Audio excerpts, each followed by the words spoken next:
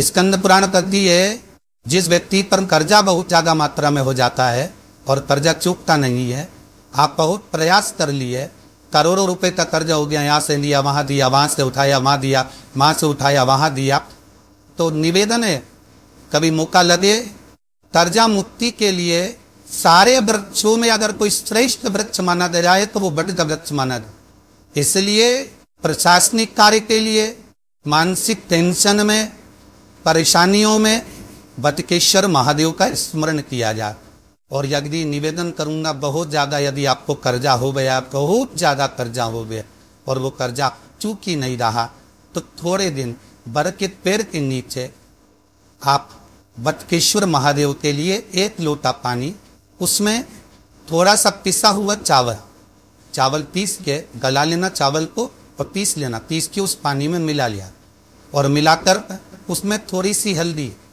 पिसी हुई डालकर बटकेश्वर महादेव के नाम से बर के पेड़ के नीचे अपनी कामना कर जो कर्जा हुआ है उस कर्जे का भान देते हुए, स्मरण देते हुए छोड़ दी। ऐसे बर के पेड़ की थोड़ी सी जड़ उठा लाना और उस जड़ को कोई धागे में बांधकर या तो अपनी गले में डाल लो या अपनी जेब में पटक लो, उसको थोड़े दिन पटक कर रखना, लगभग 2 से 3 महीना पटक कर रखो। वो जड़ जैसे बढ़ता पेड़ विस्तार होता है, पानी गिरे ना गिरे, जल वृष्टि हो ना हो, गर्मी बढ़े ना बढ़े, उसको कोई फर्क नहीं पड़ता। बर का वृक्ष आप रूप फैलता जाता, उसकी जड़ें अपने आप प्रबल होती है। उसी तरह ये बटकेश्वर महादेव कहीं से भी अगर जड़ आपके पास में रखी है 1 महीना, 2 महीना, 3 महीना तक, तो ये जड़ अपने आप लक्ष्मी को पकड़कर खींच कर लाती है और कर्जे से मुक्त कर दे। बटकेश्वर महादेव का स्मरण सुख का देना है, ये आनंद राशि का देने वाला है, लक्ष्मी को प्राप्त प्रदान करने वाला, लक्ष्मी खींच ला। तब आपको लगे कि आपके घर में शांति बिल्कुल नहीं है, क्लेश बहुत ज्यादा तकलीफ, हमारे घर में कुछ ना कुछ जरा सी बात पर विवाद होता ही है, तो प्रयास करिएगा कि आप काली तिल थोड़ी सी, 1 काली मिर्ची और 7 लौंग, क्या तिल चीजें है, काली तिल, काली मिर्ची, 7 लौंग, केवल ये हथेली में रखकर अपना नाम और गोत्र बोलकर अपने दरवाजे से बाहर निकलकर किसी भी शंकर के मंदिर को समर्पित करिए। शिव पे नहीं चढ़ाने दे तो शंकर की चौखट पर रख। महाराज घर में कभी क्लेश नहीं होगा, बिल्कुल शांत सहज प्रेम आपस में करिए। आज आपको बता दी गई है या किसी व्यक्ति को बताया गया हो कि शरीर में गांठ है और इसको जांच कराना पड़ेगी, या शरीर में कोई गांठ हो गई और गल नहीं रही और डॉक्टर को दिखाने से आप डर रहे हो, तो उसके लिए बहुत सुंदर प्रयोग है महाराज। आप भगवान शंकर को 31 बेलपत्र 31 बेलपत्र शहद में भिगो कर शंकर को समर्पित कर दो। आज की रात्रि को 12 बजे पूरी 31 बेलपत्र वापस लेकर आ जाएंगे। सुबह प्रतिदिन कुछ खाए पिए बिना केवल जल का पान आपने करा, उसके बाद उस बेलपत्री का बीज का जो पत्ता है उसको खा लेना, दोनों पत्ते ठंडे करने की जगह। आप 31 दिन तक वो बेलपत्र एक बीज का पत्ता खाएंगे। 32वें दिन आपको दिखेगा कि आपकी जहां शरीर में गांठ हो कि वो गल रही हो, शरीर में कहीं पर भी गांठ हो कि वो गल रही हो, तो शास्त्र कह रहा है चाहे वो गांठ किसी भी जगह पर हो उसको गला दे। इससे घर में कोई बहुत चिड़चिड़ा रहती है, बेटा चिड़चिड़ा, बहू चिड़चिड़ी, या सास चिड़चिड़ी है, या कोई बच्चे चिड़चिड़े हैं, बहुत चिड़चिड़ापन, बहुत क्रोध है, वो आदर ही नहीं कर रहा। मान लो बेटा आदर नहीं कर रहा, मान लो कोई बहू आदर नहीं कर रही, मान लो कोई सास आदर नहीं कर रही, तो ससुर आदर नहीं कर रहा, सम्मान जम्मत शब्द ही नहीं निकलते, बहुत कोई आदर ही नहीं करता। और आदर ना करने के कारण हमारी चित्त रखती अगर भाव मन को चुपता का है, अर्थात हमारा दिल जब चुपता है, मन चुपता, तो उसके लिए कहा गया समीप पत्र के 71 इतने 71। कभी यदि आप लोग 71 पत्ते समी पत्र के हाथ की अंजलि में लेकर, उस पर हाथ हुई अंजलि में लेकर 71 ही चावल के दाने, जो पूर्ण अक्षत होते हैं, चावल का संपूर्ण दाना, पूरा दाना, कोई टूटा हुआ ना, पूर्ण अक्षत, 71 समी के पत्ते, 71 चावल के दाने, हाथ हुई अंजलि में लेकर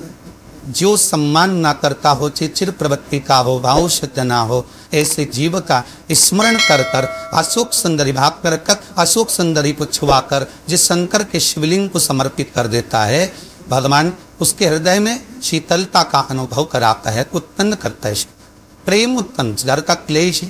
अशांति दूर हो। समीप अंतर नाम और समीप अंतर का लक्ष्मी के प्रभाव में भी मात्र बारा है।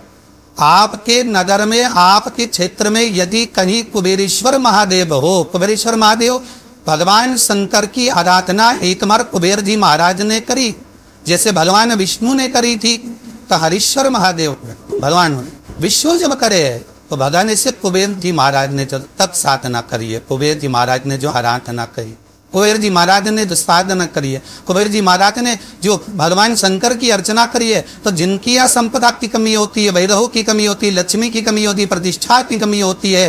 धन की कमी होती है, उसके लिए समीप पत्र 31 समीप पत्र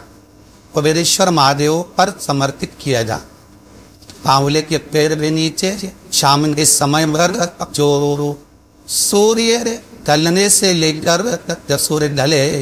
ढलने लगे, सूर्य की किरणें कम होने लगे, तब से लेकर रात दिन के 7:30 पौने 8 के बीच में, सूर्य ढलने से 7:30 पौने 8 के बीच में आंवले के पेड़ के नीचे जो एक घी का दिया लगाकर